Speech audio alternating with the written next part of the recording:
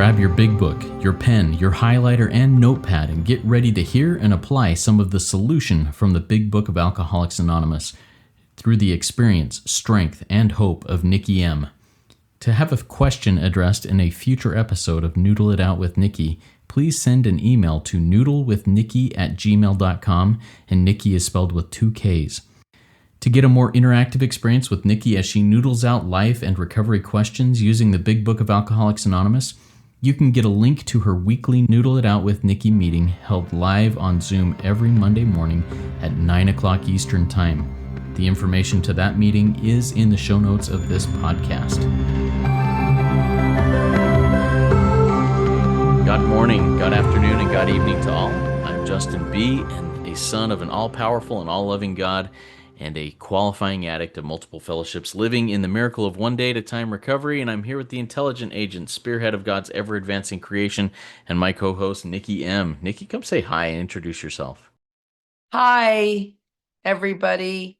I love this program. I love Rico 12. I love being assigned the role of Noodle with Nikki.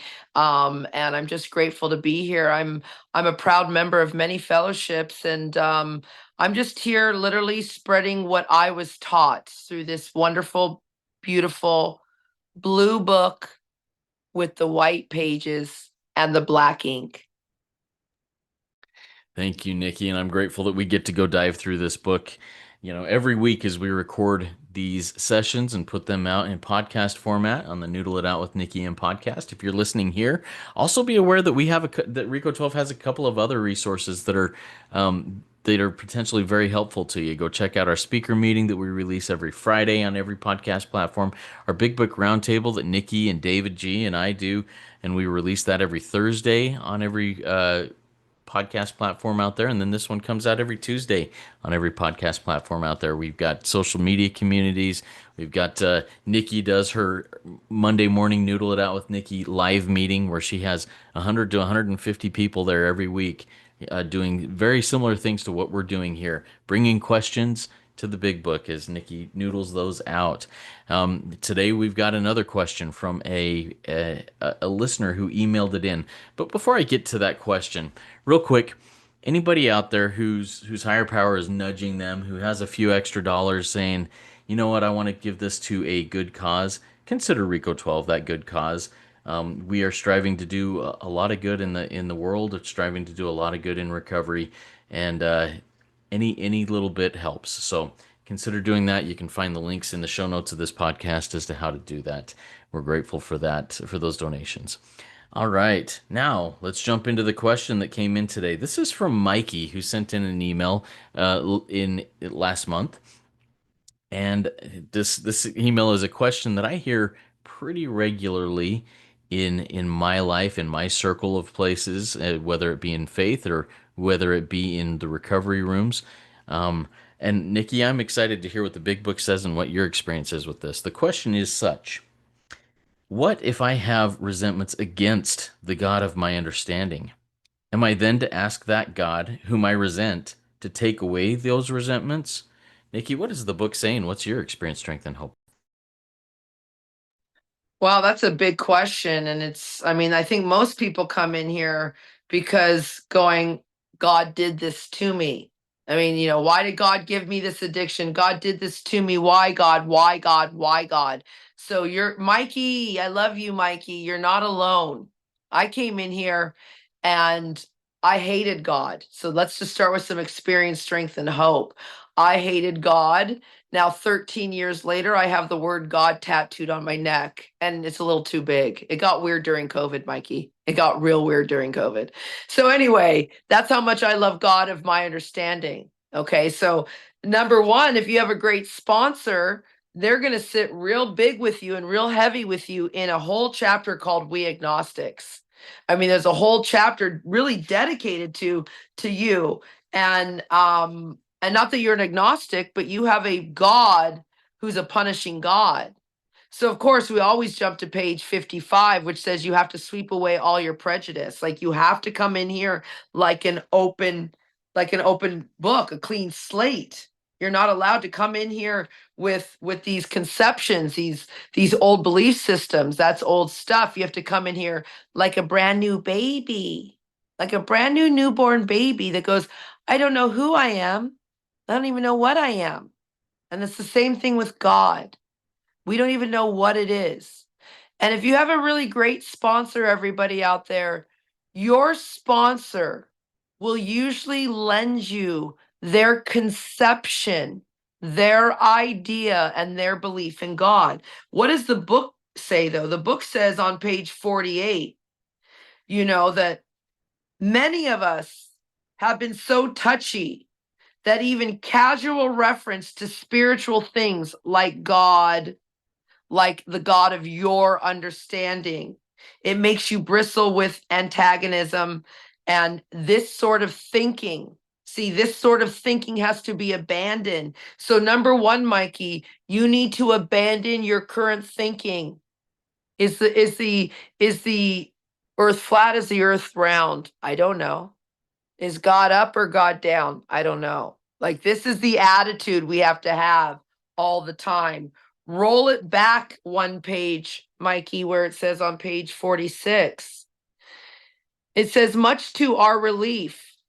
Okay, so this is a real beautiful program because we discover here in this program, in any 12-step program, we do not need to consider another's conception of God. Now go deeper, Mikey. You don't even need to consider your old conception of God.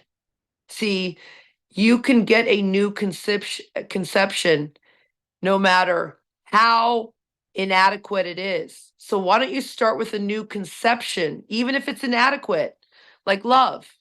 Just start with that conception of love. Don't try and analyze these things because it will tell you later in the book, and I think it's to the wives, and I can try and find it. Like, to analyze is to paralyze is what my book says. Let me just find it here. It says we want to analyze mistakes we have made. We want to, this is on page 104. We want to analyze gods we have made in our mind.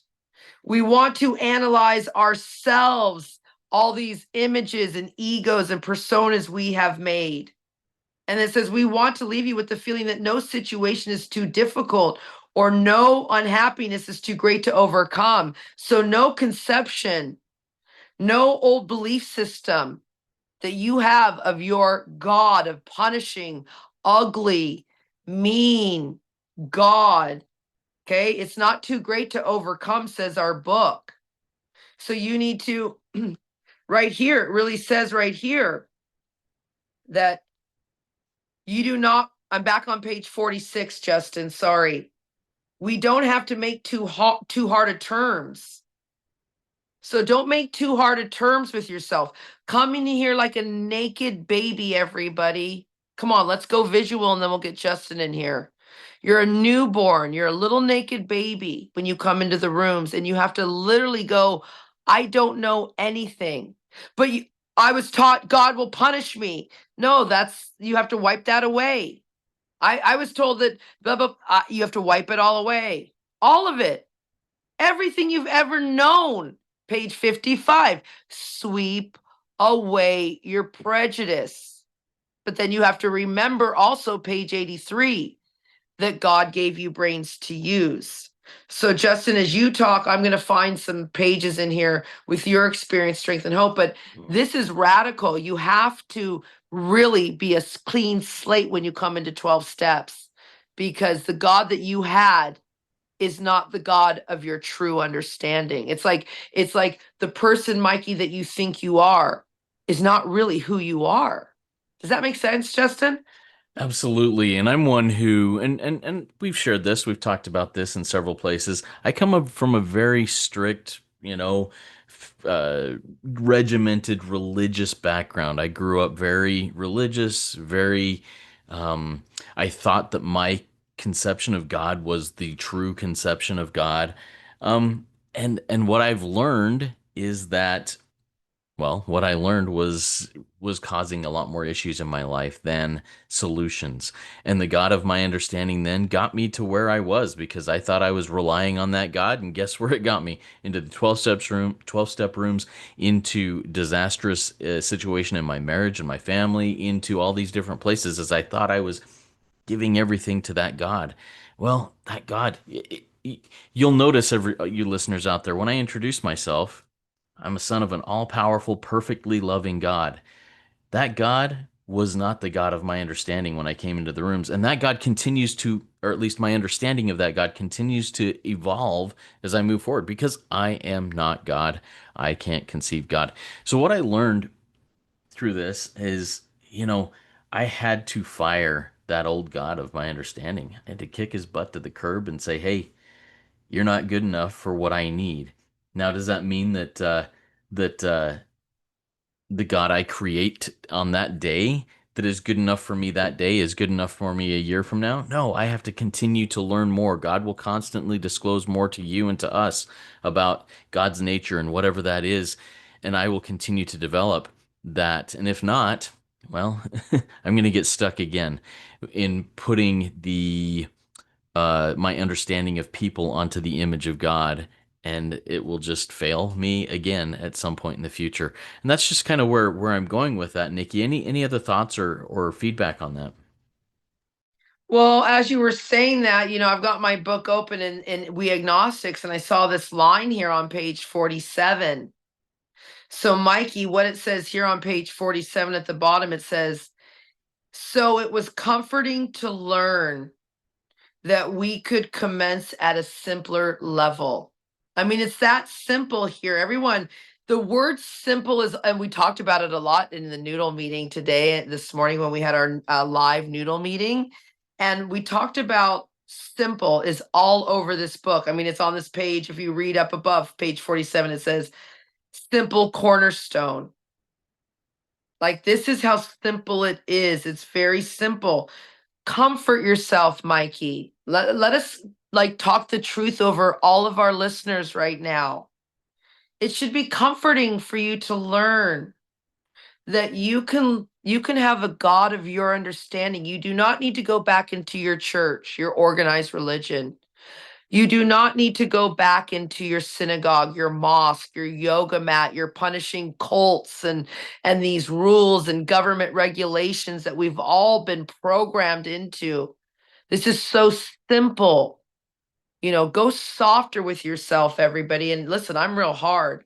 Turn to page 68, everybody, because this is what it talks about. Number one, what if you have a resentment against God? Well, again, you do have a resentment against God. That's why you act out. That's why we all act out, because we all have a resentment against God. And ultimately, Justin, what does it mean? We have a resentment against ourselves because God is inside of us. My sponsor, Cameron F., he says he's a little G that shits. He says he's a little G that shits. He's a little God walking around that defecates. And I thought about that. And it's like, man, if God's deep down inside of me, that means I'm a little God. That means you're a little God. That means that we're all little gods running around. And we forget we've come here, go deep. This is why it says this is a spiritual program. Like, this is deep. Page 68, everybody. See, it says, we are on the basis of trusting and relying upon God. Now, everybody, Mikey, this is a God of your understanding. This is not the God that you've been taught. This is not the God. And everybody, if you really want to go deep, I recommend booking an appointment with Justin to know if you come from a religious background. Seriously, he comes from one of those type of environments. And he had to break free. That's not easy to do. This is a deep, programming I'm not going to speak for your God, but I know in other religions they have punishing gods. Some of my friends have a God that has 613 rules. 613 rules. Here we don't have many. I think there's 3 or 4 in the big book. Our rule is to live and let live. Anyway, it says, where is the word? I thought it says infinite. Oh, there it is. We trust infinite. See, Mikey, this is an infinite God. You can infinite. Someone write in here and tell us what infinite means. Infinite. Go deep. You cannot imagine how big this God is, and no one on the planet can tell you. Like, it's unfathomable. Nobody can answer these questions. That's why this has been from time. Read the chapter, We Agnostics. This is not a new question. This has been a question from the beginning of time. And yes, we've been programmed, beginning of time was 6,000 years ago? No, I mean, we don't know that. Again, it's more programming. We don't know what we don't know. It's a big question. And that's why this life is so fabulous, because they program me. I'm going to go deep with you, Mikey. They program me that I didn't need a husband. Because I'm born in 1973. Okay. And I'm going to be 52 this summer. They programmed me in the time that I lived in. You don't need a husband, Nikki. You can be a single mother. They told me to put my children in daycare and let a school system raise them, because there's no grandparents anymore, because they told us, go and start your own life, move out of your community, be free, break free. They told me, Justin, being a mother's not enough. You need a career. And if you don't match up to those careers, go kill yourself. Basically, this is the programming. But I'm in a new programming where if your job's not in the big book, you better go kill yourself. If you're not a servant of God, and that sounds radical, and I don't mean physically go off yourself. I mean, you're going to be blotting out the consciousness of your existence, because the only real purpose on this planet is to serve. So back to your question, Mikey, you're to trust an infinite God. So you can't even describe it. Do you see what I mean? So how can you have a resentment against something that you cannot even describe? Wow. Wait, I'm a philosopher today. I thought I was a soul surgeon. How can you have a resentment against something that you cannot describe except as love? How can you have a resentment against love, Mikey? Come on, Justin. Yeah, how can you? But I can definitely have a resentment against the God of my old understanding. Even the God of my understanding yesterday, even though, that continues to happen, continues to evolve, that understanding. I can go, you know what, yesterday, God, you let me down. But I'm going to choose today to seek greater understanding, deeper understanding. Now, Nikki, you mentioned that I broke free from that programming that I came up with in this religious background. Yes, I did, but I am still in that faith tradition, just from a completely different perspective, and in the process of firing God and saying, hey, and becoming willing to do whatever it takes. Hey, God, if you're there, reveal yourself to me so that I can understand and better follow you wherever that leads. And for me, that led me right back to that faith tradition, but from a different perspective. And I was just in a meeting yesterday, and I shared something in this meeting with some leaders of my faith tradition, some local leaders, that was definitely not the orthodox way of sharing things. It was my current understanding of how God sees things in my life, and I shared a bunch of stuff that made people's eyes just kind of pop out of their heads, like, I can't believe he's saying stuff like that in a meeting like this. He's being so, what appears to be, honest and vulnerable, and sharing about weakness, and saying how this God of his understanding is helping him become a little bit better. And rather than saying, oh, God is great and he just does all of these amazing things, I say stuff like, you know what? I really struggled with concepts like this. And as I have dove deep and asked questions and sought truth with an open heart and mind, I have been, things have been revealed to me that help me see things more clearly, I think, and from possibly a different perspective. So, anyways, uh, so Mikey, with this, I invite you to just go, okay, I've been taught all of this stuff. I'm willing to walk away from it all if it's not right. But God, if you are there, teach me about you. Show me who you are. Tell me who you are. And get to following that and moving in that direction. Nikki, any other thoughts on that? I love that invitation to God. I really love that, Justin, that invitation to God. Invite this power. You don't have to call it God. My cousin was over the other day. She hates the word. I was like, whatever you want, just invite this power of love. Oh, through my first big book, I hated the word God. And so through my whole first experience, I crossed out that word and wrote power, because no one, family listening, my fellows, no one comes in here looking for God. We're looking for power, because we're powerless over our thinking, our behaviors. It goes real deep here. So I want to take us to page 50, and then Justin can take us out for the day. But, everybody, please subscribe to this podcast. Please share it. Please join the Rico 12 community. We have a WhatsApp group. Please donate the 7th, so we can keep this going for future generations, because it's not you today. And I don't ever want to mention, our grandkids or our kids getting sick, but the reality of it is alcoholism is a family disease, and everyone has a seat at the table here. So page 50, and this is what Mikey Justin just did for us. He said in his circuit, I mean, I just love what you shared too. Like, you're taking all the things that you're learning in your big book, you're going back to that same religion, and you're opening up their hearts and minds even more. Like, it's a vulnerability that they're not used to, that really only happens in 12 step. I'm sorry. This vulnerability only happens here, and you have to take it back into those other rooms, your churches, your synagogues, your mosques, and your yoga mats. Here it is, bottom paragraph.